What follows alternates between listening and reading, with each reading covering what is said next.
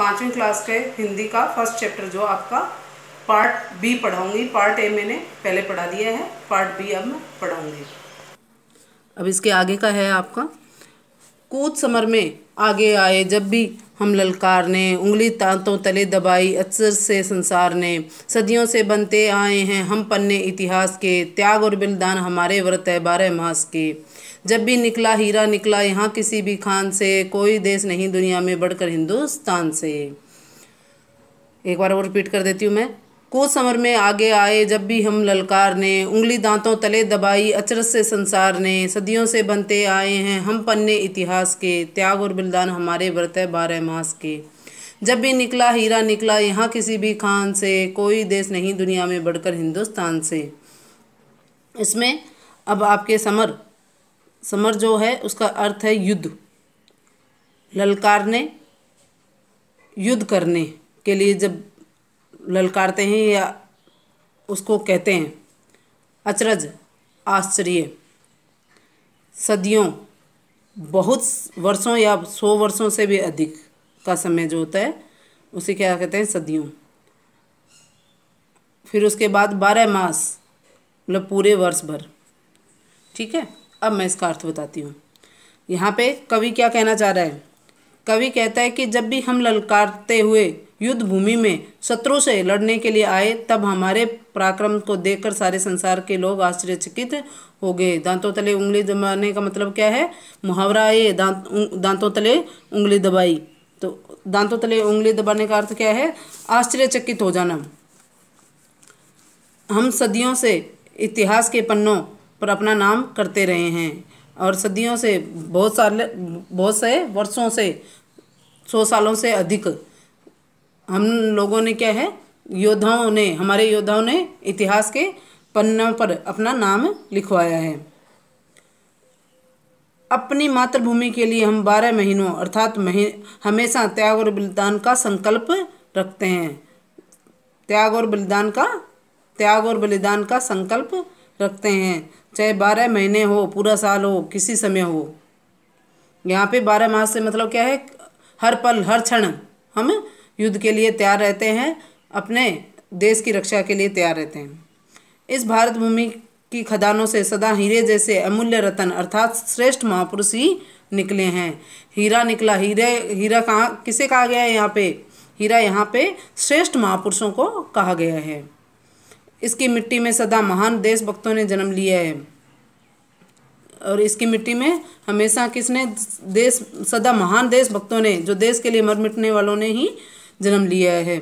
सारे संसार में कोई भी देश भारत से बढ़कर नहीं है। एक बार और रिपीट कर देती हूँ। कुछ समर में आगे आए जब भी हम ललकार ने, उंगली दांतों तले दबाई अचरज से संसार ने। कवि कहता है कि जब भी हम ललकारते हुए युद्ध भूमि में शत्रु से लड़ने के लिए आए तब हमारे पराक्रम को देखकर सारे संसार के लोग आश्चर्यचकित हो गए। सदियों से बनते आए हैं हम पन्ने इतिहास के, त्याग और बलिदान हमारे व्रत हैं 12 मास के। अपनी मातृभूमि के लिए हम 12 महीने अर्थात हमेशा त्याग और बलिदान का व्रत या संकल्प रखते हैं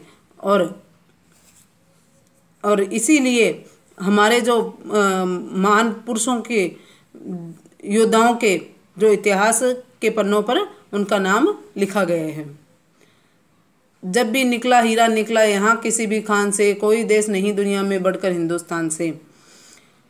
इस मातृभूमि की खानों से सदा हीरे जैसे अमूल्य रतन अर्थात श्रेष्ठ महापुरुष ही निकले हैं। इसकी मिट्टी में सदा महान देशभक्तों ने ही जन्म लिया है। अमूल्य रतन किसको कहा गया है यहाँ पे, अमूल्य रतन श्रेष्ठ महापुरुषों को कहा गया है। और जो हीरा है, हीरा अमूल्य रतन होता है और अमूल्य रतन का मतलब यहाँ क्या है, श्रेष्ठ महापुरुष है। सारे संसार में कोई भी देश भारत से बढ़कर नहीं है। नेक्स्ट है आपका, यह धरती जो माँ है अपनी हमें जान से प्यारी है। यह धरती जो माँ है अपनी हमें जान से प्यारी है, हर बालक के जिम्मे इसकी चौकस पहरेदारी है। बोलो मेहनत खूब करेंगे कठिन परीक्षा आई है, माँ का दूध पिया जो है सौगंध उसी की खाई है। इसी उम्र में परिचय पाले हम श्रम से बलिदान से, कोई देश नहीं दुनिया में बढ़कर हिंदुस्तान से। एक बार और रिपीट कर देती हूँ मैं इसे। यह धरती जो माँ है अपनी हमें जान से प्यारी है, हर बालक के जिम्मे इसकी चौकस पहरेदारी है। बोलो मेहनत खूब करेंगे कठिन परीक्षा आई है, माँ का दूध पिया जो है सौगंध उसी की खाई है। इसी उम्र में परिचय पाले हम श्रम से बलिदान से, कोई देश नहीं दुनिया में बढ़कर हिंदुस्तान से। अब कवि क्या कहना चाहता है, इसमें पहले कठिन शब्द आपको बता देती हूँ। चौकस, मतलब चौकस यहाँ पे जो शब्द है उसका मतलब क्या है, यहाँ पे चौकस का मतलब है यहाँ पे सावधानी से, और पहरेदारी का मतलब क्या है, रखवाली करना। सौगंध, सौगंध का यहाँ पे क्या अर्थ है, सौगंध का है शपथ लेना, निश्चय कर लेना एक दृढ़। परिचय का मतलब क्या है यहाँ पे, जानना। और श्रम का मतलब है यहाँ पे मेहनत से, कड़ी मेहनत करने से।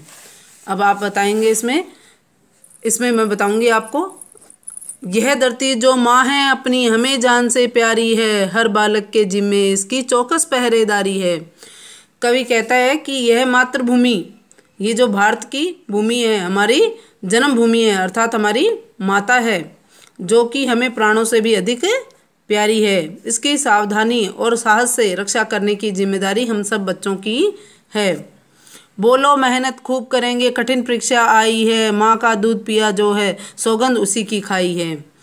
हम खूब परिश्रम करने का संकल्प लेते हैं कि हम खूब मेहनत से, आपका काम क्या है, पढ़ाई करना, तो हम खूब मेहनत से पढ़ाई करेंगे, और जिससे क्या होगा, पूरे संसार में ऐसा कुछ बन के दिखाएंगे जिससे पूरे संसार में, पूरे देश का क्या हो, नाम रोशन हो। जैसे अभी आप अच्छे से, हमारे जो वैज्ञानिक है और डॉक्टर है, उन्होंने कितना अच्छा नाम कमा रखा है ना।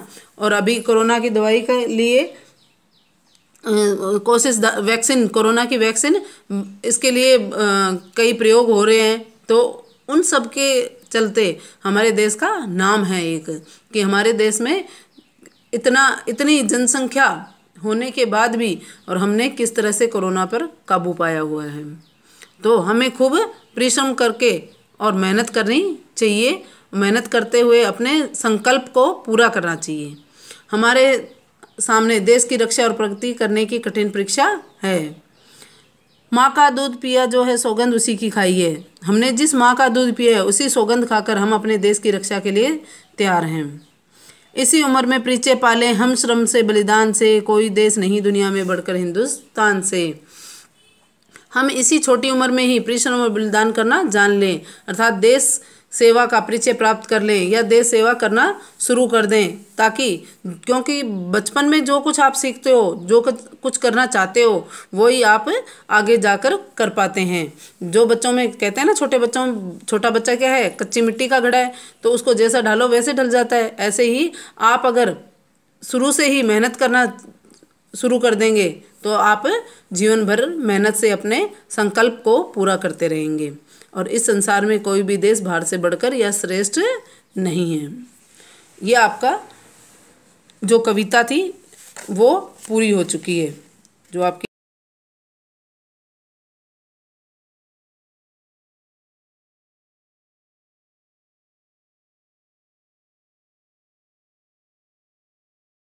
बता दूंगी, जिससे क्या होगा, आपको अच्छे से इस कविता का जो सारांश है वो भी बता दिया मैंने, कविता का सरलार्थ बता दिया है, शब्दार्थ बता दिए हैं। शब्दार्थ आपके बुक में भी दिए हुए हैं, तो उसकी पीडीएफ भी भेज देंगे हम, और क्वेश्चन आंसर की पीडीएफ भी भेज दूंगी। और जो भी, अगर आपको फिर भी उसके बाद भी कोई प्रॉब्लम हो तो आप मेरे पास मैसेज कर दें, और भी जो भी प्रॉब्लम होगी आपकी सॉल्व ज़रूर करेंगे। और बुक्स अवेलेबल हैं स्कूल में, जो आप आकर ले जाएं।